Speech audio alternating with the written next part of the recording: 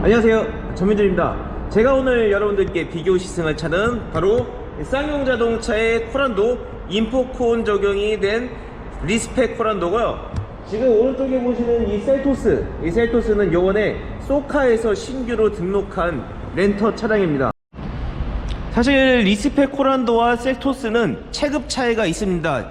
코란도는 중형 SUV, 그리고 셀토스는 소형 SUV지만 크기 측면에서 셀토스가 소형 SUV답지 않은 그런 크기를 보유하고 있고, 또 브랜드 측면에서 기아차가 한 수 위다 이런 얘기가 있기 때문에 두 차가 또 가격대도 비슷해요. 그래서 셀토스와 코란도 이 두 차를 놓고 비교 고민하시는 분들이 상당수 있다고 들었습니다. 여러분들의 실생활과 함께 하려는 채널 전민준의 카시트 전민준입니다. 오늘은 이 2열 공간에 카시트와 트렁크에 유모차를 실었습니다.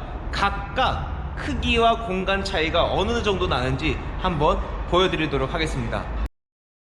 지금 보시는 것은 이제 코란도 2열입니다.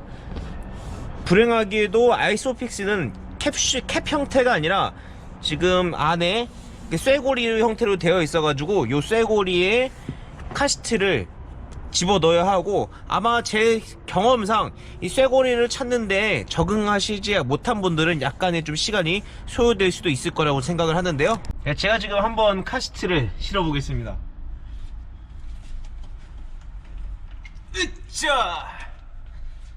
으짜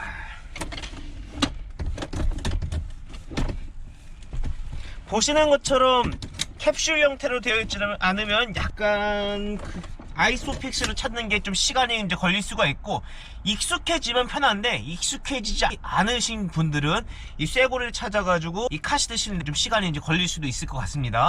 카시트를 실었을 때 2열 공간이고요. 이번엔 트렁크인데요.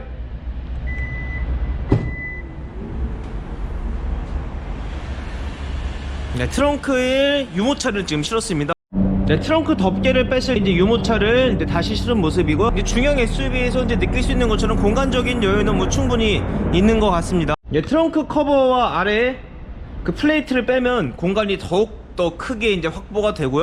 지금 이것은 셀토스 2열에 카시트 2개를 이제 실은 모습이고요. 셀토스도 코란도와 마찬가지로 아이소픽스가 고리 형태로 되어 있습니다. 그래서 찾아서 끼는데 약간의 시간이 필요할 수도 있을 것 같고요. 제 육안상으로는 확실히 셀토스보다 코란도가 2열 공간에 여유가 있는 것을 이제 알 수 있는데, 제가 다시 한번 코란도 2열 카시트를 장착한 모습을 잠깐 보여드리도록 하겠습니다.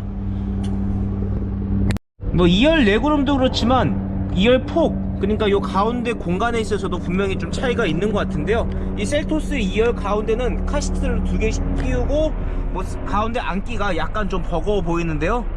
실제로 이 두 차는 중형과 소형 SUV만큼 전폭 차이가 분명히 있는 것을 지금 여러분들께 보여드리는 수치를 통해서 확인하실 수가 있습니다. 이번에는 이 셀토스 트렁크에 유모차를 실었을 때 이제 크기고요. 이 플레이트를 빼지 않았을 때 공간 같은 경우는 두 차가 아주 큰 차이가 없는 것 같아요. 다만 차이점이라고 하면 이 셀토스는 아래에 스페어 타이어가 들어가는 공간이 있기 때문에 이 플레이트를 빼고 이 공간을 활용하는 게 사실상 어렵고요. 그렇기 때문에 트렁크 공간 활용도 같은 경우는 코란도가 한 수 위라고 이제 여러분들께 이제 말씀을 드릴 수 있겠습니다.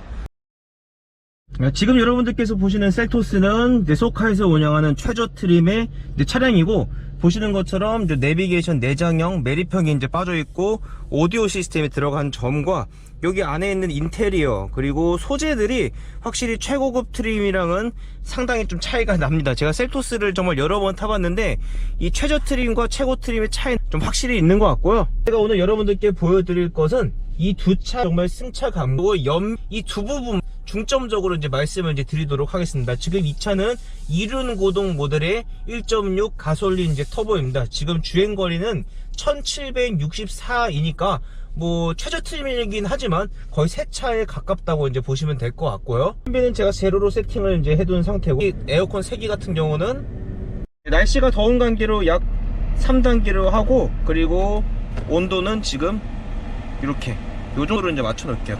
최저로 맞춰겠습니다. 드라이브 모드 같은 경우는 노멀 모드로 이제 해놓을 거고요. 기아 자동차의 셀토스 지금 출발했습니다. 사실 지금 셀토스에 적용된 DCT 미션 같은 경우는 초반에 이제 그 꿀렁임이라는 이질감 때문에 많이 좀 이렇게 회자가 되기도 했죠. 근데 셀토스는 지금 보신 것처럼 제가 잠깐 보여드렸는데 꿀렁임 없이 출발을 이제 했습니다. 그래서 과거의 기아차의 그런 고질적인 단점으로 여겨졌던 DCT의 그런 꿀렁임을 상당히 개선했다는 말씀드릴 수가 있고, 저는 셀토스 되게 좋아하는 모델 중 하나예요. 왜냐하면 이 차의 초반에서 이제 그 정숙성과 부드러움, 그리고 나름 괜찮은 그런 발진 감각은 이 셀토스가 분명히 시장에서 이유 있는 흥행을 좀 이어가고 있는 부분이라고 생각합니다.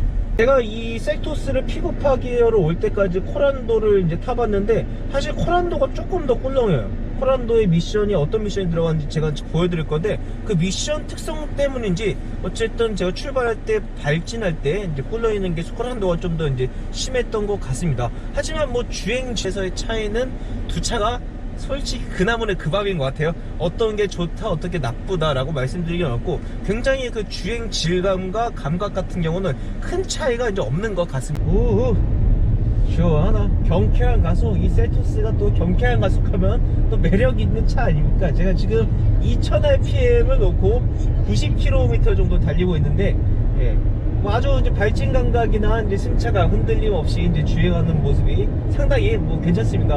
아, 재밌다. 목적지에 이제 거의 다 왔습니다. 사실 이런 엔트리급 소형 SUV에서 이제 기대할 수 있는 부분은 뭐 일상적인 주행에서 이제 편안한 승차감과 내가 만족할 수 있는 그런 뭐 일상적인 영역, 그러니까 90km 이하에서의 그런 뭐 발진 가속 감각을 이제 요구를 이제 하는데요. 지금 셀토스 같은 경우는 그런 두 가지를 이제 충분히 이제 충족시켜 주는 부분이 있고요. 또 가족들이랑 또 멀리 떠날 때 얘가 어느 정도 속도를 냈을 때 그거를 소화해주는 그런 능력도 이제 같이 이제 봐야 하는데요. 셀토스 같은 경우는 100에서 130, 120까지는 뭐 무난하게 이제 왔다 갔다 하면서 이제 그 주행을 할 수 있을 거라고 저는 여러분들께 이제 말씀을 이제 드릴 수 있겠습니다. 하지만 뭐 120이 넘어가는 그런 고속 주행에서는 얘 엔진에 이제 스펙이 있기 때문에 약간의 이제 그런 피로함을 이제 느낄 수 있는데, 그것은 이 차가 가지고 있는 그런 첨단 운전 보조 시스템, 그래서 뭐 130 정도로 맞춰놓고 쭉 이렇게 다니다 보면 내가 굳이 이제 발에 힘을 주지 않더라도 주행할 수 있다는 점, 그 부분도 이제 참고를 이제 같이 이제 하셨으면 이제 좋겠습니다. 제가 이제 목적지에 이제 들어가서 이 차 연비가 어느 정도 나왔는지 한번 보여드릴게요. 네, 셀토스 실제 주행 약 16km 했을 때 연비는 이제 9.8이 나왔습니다. 약 16km 정도 운행했을 때 주행 연비는 이제 9.8이 나왔고요. 이제 곧바로 이제 코란도를 이제 시승하겠습니다. 하이패스를 이용하실 경우 카드를 삽입하십시오. 지금 타고 있는 차는 쌍용차 리스펙 코란도 인포콘이 적용된 이제 모델이고요. 이 차도 마찬가지로 지금 에어컨을 풀로 하고 온도를 최저로 이제 낮췄습니다. 쌍용 자동차의 코란도. 이게 터보렉 때문인가요? 아니면 미션 때문인가요? 아무튼 상당히 좀 꿀렁이는 느낌으로 이제 출발을 했습니다. 방금 셀토스, 그러니까 DCT 대명사로 불리는 셀토스보다 훨씬 꿀렁이는 감각으로 이제 출발을 이제 했는데요. 이런 부분에 이제 익숙하지 않으신 분들은 상당히 이제 이질감 있게 이제 받아들일 수 있을 거라고 좀 생각이 이제 들고, 지금 제가 연비는 제로 세팅을 해놨고 에어컨 최저로 한 다음에 풍속을 최대로 높였는데 굉장히 시끄러워요. 아까 이제 셀토스에서 느끼지 못했던 그런 엔진 풍속을 지금 느끼고 있습니다. 현재로서는 약간 좀 시끄럽다, 이 바람이 나온 소리가 라고 이제 말씀을 이제 드릴 수 있겠고요.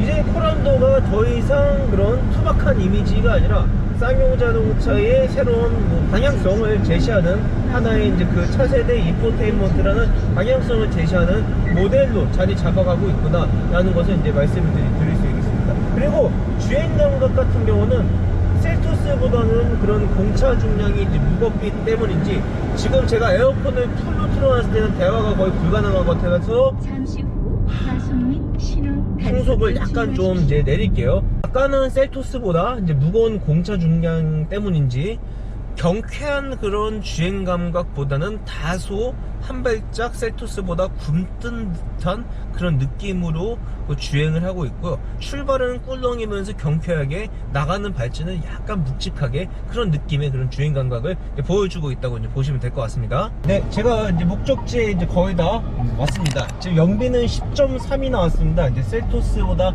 0.5가 이제 높게 나왔는데요. 만약 제가 두 차를 패밀리카로서 좀 고민을 한다고 하면 두 차의 구매를 결정짓는 요인이 아마 같은 가격을 주고 좀 더 넓은 공간과 연비를 추구하시는 분들한테는 이 코란도가 좀 더 셀토스보다 좀 유리할 것으로 이제 보입니다.